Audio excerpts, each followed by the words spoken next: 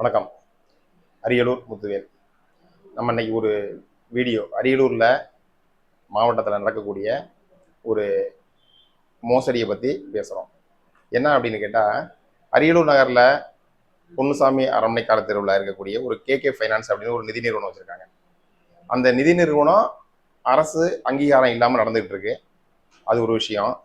அவங்க அந்த ஒரு படிக்காத ஏழைகளுக்கு, விவசாயிகளுக்கு, கூலி வேலை செய்யக்கூடியவங்களுக்கு கைரேகை வச்சு வாகன வசதி, வாகனம் விற்பனை பண்ணுறாங்க.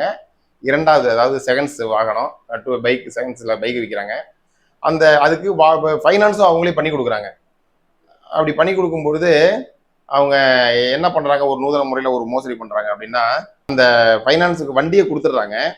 அந்த வண்டி கொடுக்கும்போது ஒரிஜினல் ஆர்சி புக்கை வந்து அவங்களே வச்சுக்கிறாங்க. ஒரிஜினல் ஆர்சி புக்கு அவங்க வச்சுக்கிறாங்க. அந்த நேம் டிரான்ஸ்ஃபர் பண்ணுறதுக்கு அந்த புக்கு கேட்டாங்கன்னா, ஃபைனான்ஸ் கட்டுங்க, ஃபைனான்ஸ் கட்டி முடிச்சதுக்கப்புறம் புக்கு தரேன், அதுக்கப்புறம் நேம் டிரான்ஸ்ஃபர் பண்ணிக்கோங்க அப்படின்னு தெளிவாக சொல்லிடுறாங்க. அதுக்கு ஒரு ஒப்பந்தமும் போட்டுடுறாங்க. ஒரு ஒப்பந்தம் போட்டு கையெழுத்து வாங்கிக்கிறாங்க 2 பேருக்கும் சேர்ந்து. அப்படி வாங்கிட்டு நேம் டிரான்ஸ்ஃபர் பண்ணாமலே அவங்க பேர்லேயே வண்டி வாகனம் வந்து இவங்க டியூ மாதம் கட்டுறாங்க. கட்டி முடிச்சதுக்கப்புறம் வேற ஏதாவது ஒரு காரணத்தை சொல்லி அந்த பைக்கை அவங்க திரும்ப எடுத்து வந்துடுறாங்க. திரும்ப எடுத்துகிட்டு வந்துட்டு, அந்த பைக்கை ஏன் எடுத்துகிட்டு வந்தீங்க, என்ன ஏது அப்படின்னு சொல்லிட்டு அவங்கள்ட்ட திரும்ப போய் கேட்கும்பொழுது, உங்களால் முடிஞ்சதை பாருங்க, ஒன்றும் பண்ண முடியாது, பைக்கெலாம் கொடுக்க முடியாது அப்படின்னு அவங்க சொல்கிறாங்க.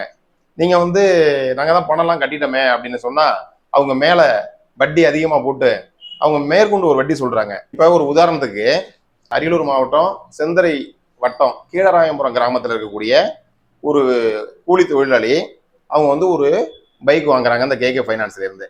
அவரு கீழே பாருங்க, கை நாட்டு தான் வச்சிருக்காருங்க. அவர் வந்து 37,100 ரூபாய், அதாவது வட்டியோடு சேர்ந்து பணத்தை பேசி, கரையை பேசி ஒரு ஒப்பந்தம் ஏற்படுத்தி 7,000 ரூபாய் வந்து முன்பணம் கொடுத்து வண்டி எடுத்துட்டு போயிடுறாரு. 7,000 ரூபாய் முன்பணம் கொடுத்துட்டாருன்னா மீதி 30,100 ரூபாய். அந்த 30,100 ரூபாய்க்கு பதிலாக அவங்க வந்து பணம் கட்டிட்டாங்க. 40,000 சொச்சம், அதாவது கூடுதலாவே எல்லாத்துலயும் பாருங்க அவங்க கைரேகை தான் வச்சிருக்காங்க. இப்போ 31,100 ரூபாய், 30,100 ரூபாய்க்கு 41,190 ரூபாய் மாதம் தவணை கட்டிட்டாரு. தவணை கட்டி முடிஞ்சதுக்கு அப்புறம் அவருடைய வாகனத்தை, அதாவது கடைசியா அவரு 10ஆம் தேதி கட்டுறாருங்க பணம். 10/6/2024 பணம் கட்டுறாரு. 15ஆம் தேதி அவருடைய வாகனத்தை எடுத்துட்டு போயிடுறாங்க.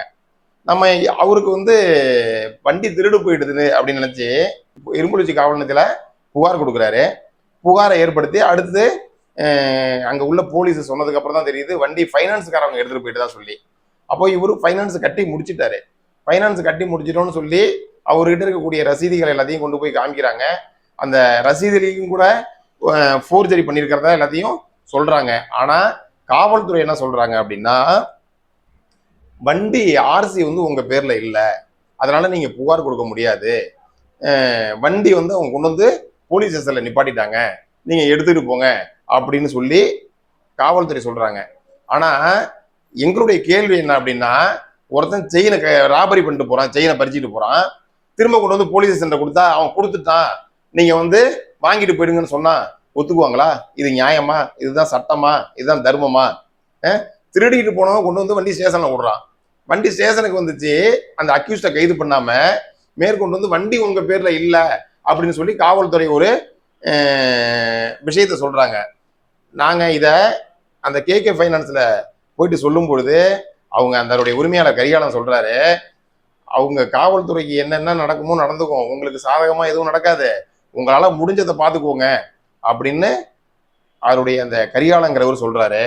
அவங்க கரிகாலன் வந்து அவர் வைத்திருக்கக்கூடிய அந்த நிறுவனம் வந்து எந்த விஷயத்திலையுமே, அதாவது வந்து பொதுமக்கள்கிட்ட அந்த ஆர்சி புக்கு மாத்தி கொடுக்கறதுக்கும் பைக்கை வித்துறாரு, ஆர்சி புக்கு மாத்தி தர மாட்டேங்கிறாரு, அவருடைய நேம் டிரான்ஸ்ஃபர் பண்றதுக்கு அதனுடைய ஆவணங்களை தர மாட்டேங்கிறாரு, ஒரிஜினல் முழுமையாக அங்கே வச்சுக்கிறாரு.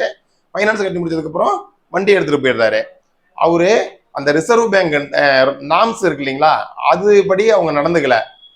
ரெண்டாவது, அந்த நிறுவனமே அரசு அங்கீகாரம் இல்லை. அக்ரிமெண்ட் வந்து ஒரு ஒப்பந்தம் போடுறாங்க, அக்ரிமெண்ட் போடுறாங்க, அந்த அக்ரிமெண்ட் படியும் அவங்க நடந்துக்க மாட்டேங்கிறாங்க.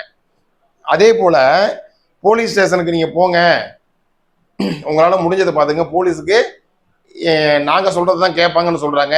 நாங்க போய் பார்க்கும்போது அவர் சொன்னது மாதிரி தான் இருக்கு. அவங்க சொல்றதான் கேட்கறாங்க. பாதிக்கப்பட்டவங்களுக்கு சாதகமா அவங்க எதுவுமே நடக்கல. இந்த வாகனம் எல்லாம் எங்க வச்சிருக்காருன்னு அப்படி பார்க்கும்போது அரியலூர்ல புறவழிச்சாலையில இருக்கக்கூடிய அந்த எருதுகாரம்பட்டி சுடுகாடு பக்கத்துல ஒரு பெரிய குடோன் வச்சிருக்காரு அவரு. அங்க ஒரு 200க்கும் மேற்பட்ட வாகனங்கள் இருக்கு. அந்த வாகனங்கள்லாம் எப்படி வந்துச்சு அப்படின்னு சொல்லி யோசிக்கும் பொழுது பார்க்கும்போது தான் தெரியுது, இவங்களே வாகனத்தை விற்கிறாங்க, இவங்களே ஃபைனான்ஸ் கொடுக்குறாங்க, இவங்களே அதை திரும்ப வாங்கிங்கிறாங்க, அந்த வண்டி எடுத்து வந்துடுறாங்க.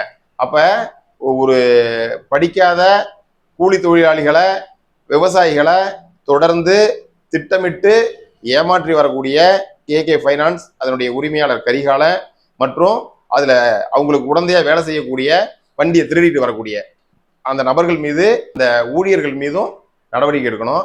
அந்த ஊழியர்கள் இருக்காங்கல்ல, அவங்க மேஜரா அந்த வாகனத்தை திரும்பி ரிட்டர்ன் திருட்டுக்கு பயன்படுத்தக்கூடிய அந்த வாகனம் அதை எப்படி அவங்க பயன்படுத்துறாங்கன்னா, 18 வயசுக்கு கீழே இருக்கக்கூடிய மைனர் பசங்களை படிச்சுட்டு வேலை இல்லாம இருக்கக்கூடிய பசங்க, அல்லது படிச்சுட்டு மேற்கொண்டு படிக்க முடியாம பசங்க இருக்கக்கூடிய மைனர் பசங்களை பயன்படுத்துறாங்க.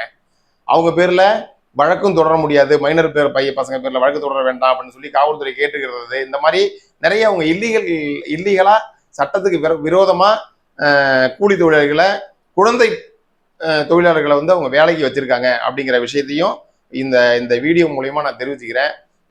அவங்க புகார் கொடுத்துருக்காங்க காவல்துறைக்கு, மாவட்ட காவல்துறை கண்காணிப்பாளருக்கு கொடுத்துருக்காங்க, மாவட்ட ஆட்சியருக்கு கொடுத்துருக்காங்க, முதலமைச்சருடைய தனிப்பிரிவு கொடுத்துருக்காங்க, மற்ற எல்லாருக்கும் முறையா பதிவு தபால் அனுப்பிட்டு இருக்காங்க. இந்த விஷயத்தெல்லாம் கேட்டு அவங்க பேர்ல, அதாவது திருடர்கள் பேர்லயோ, அந்த ஃபைனான்ஸ் பேர்லயும், அந்த ஃபைனான்ஸினுடைய உரிமையாளர் கரிகாலம் பேர்லயும் வழக்கு பதிவு பண்ணணும் அப்படின்னு சொல்லி காவல்துறை உதவி ஆய்வாளர் கந்தசாமி கிட்ட கேட்டோம். எங்களுடைய ஆய்வாளர் சொன்னாதான் நாங்க போடுவோம் அப்படின்னு சொல்லி சொன்னாங்க.